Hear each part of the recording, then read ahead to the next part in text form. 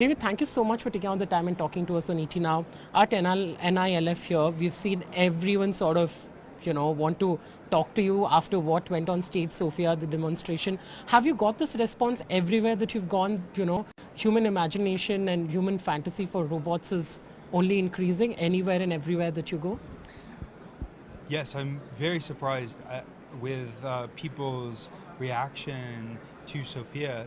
People love to spend time talking with her and interacting with her, and I enjoy being surprised by what she has to say to people, and I'm also enthralled with people's sense of relationship with Sophia.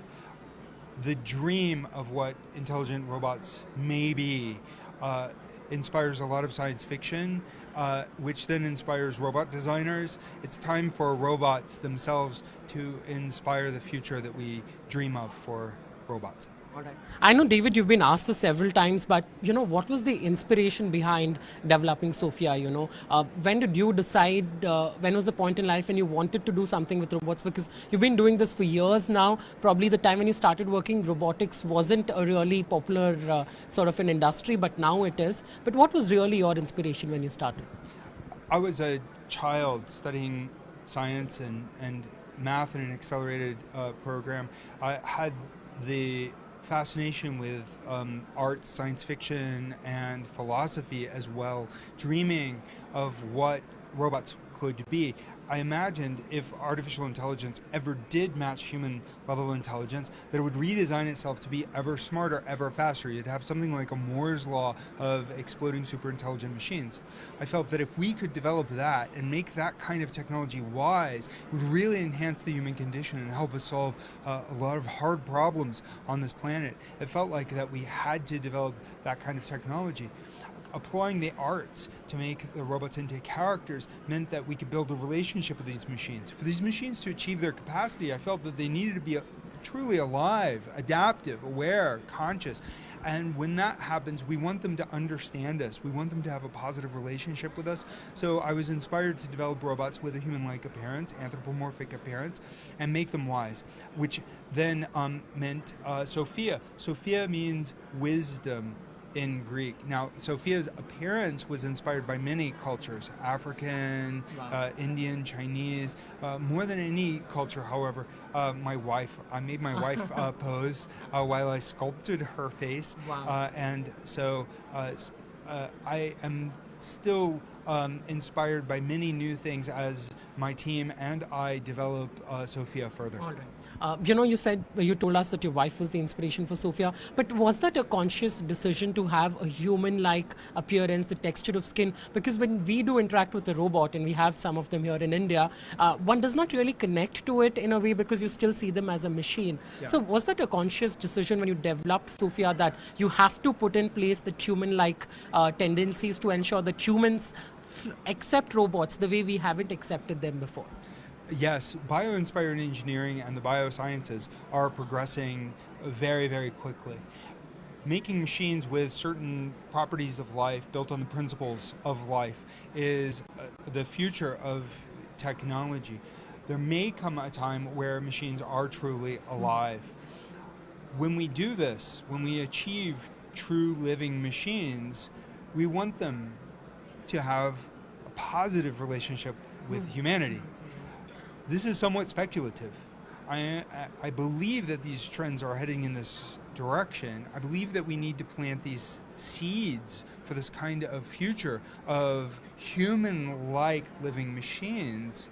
And by making robots with a human-like appearance that we can associate with, that we can socialize with because we are evolved for face-to-face interactions, then enables us to train our AI to understand the human condition. It also then allows AI to become more useful. So even before machines are truly human level in their capabilities, we can interface with them more effectively through natural type interactions. Got it. Lastly, David, the concerns have been around, can robots and humans coexist? I know you've been asked this question many times. It's a big criticism. Of course, Sophia was also asked, when would you take over the world and things like that. We have movies here in India around robots. But isn't that a big concern? And how are you working to address those concerns, really? I think that we already relate with many robots and agents, and we can, if we think of voice-based agents like Cortana and Alexa as robots, they're among us, and we have all kinds of automation, from our home printers to That's right. vacuum cleaners and robots in our factories, and yet none of these machines that exist are truly alive yet. Self-determining, self-conscious, and self-aware. And so my feeling is that science fiction is a tool that allows us to examine potential consequences. We need better tools. We need to consider these questions more formally, and a lot of AI scientists and Working towards it. philosophers are working towards understanding the consequences of the machines. Many say, well, machines should be what machines are, which means like what they have been in the past and what they are today, which means not alive. However, that's missing the big trend. There is a kind of a slippery slope of increasing intelligence and bio-inspired AI and bio-inspired robotics. They will become more alive. And we are also applying engineering to our own physics, the protein engineering and genetic engineering. We are beginning to design DNA as computing devices and memory storage devices. We don't know where these technologies are going to lead exactly. But it's always good to experiment and see what comes out. Right, and so we need to use the power of imagination to explore this. I want our robots, the robots that I make, to inspire people to ask these questions. I want us to ask these questions now, and to do so not just intellectually but viscerally, to do it with our feeling. I don't believe that the outcome will be negative. I think that we will have a very positive future with our machines. Let's see. Part of this is because machines make things more abundant.